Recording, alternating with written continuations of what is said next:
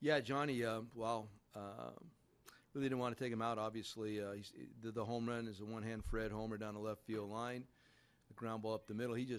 We made some plays. There was some well-struck balls. Give them credit.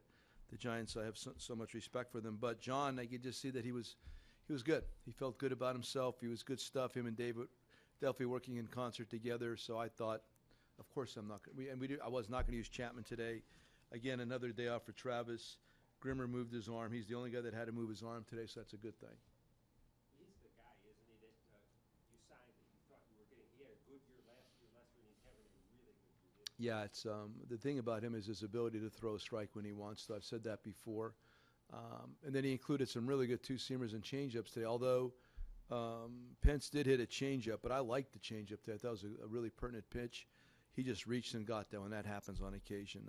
Cutter was good. Everything was good, and the method, the tempo, him and David were very good together.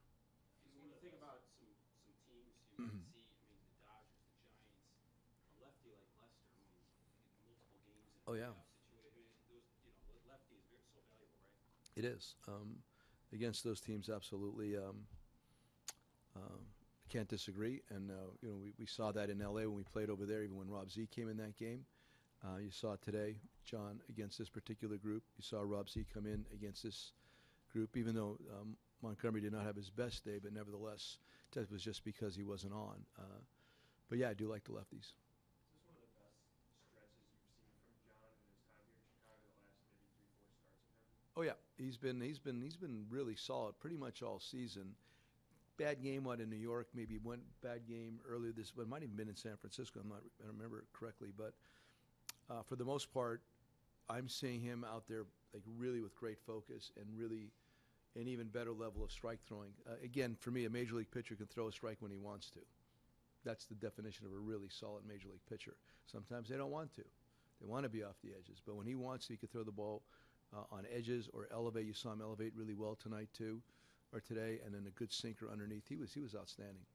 What's your thought process when it's 2-0, we're counting outs until he gets through, and then all of a sudden, like 6-7 pitches later, the game can be tied to the hit. It changed so fast, the momentum. Happens. I was debating right there, even if they had tied it, to just let him hit that next inning and go back out, even if the score had been tied, just based on the availability in the bullpen matched up against their abilities.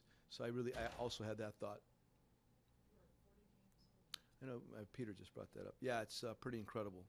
I've always talked about increments of 5, and I remember back when we were just talking about 5.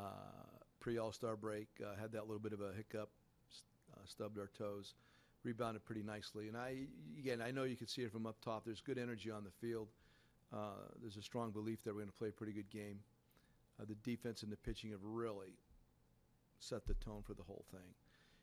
And, the defense can show up every day. That's the one part of the game. Pitching, a high percentage of the time, if you have good pitchers, are going to show up. Defense, if you're good, man, you should be there every day. And we've been there every day on defense. Offensively, we're good, but that's the one that's the variable for me.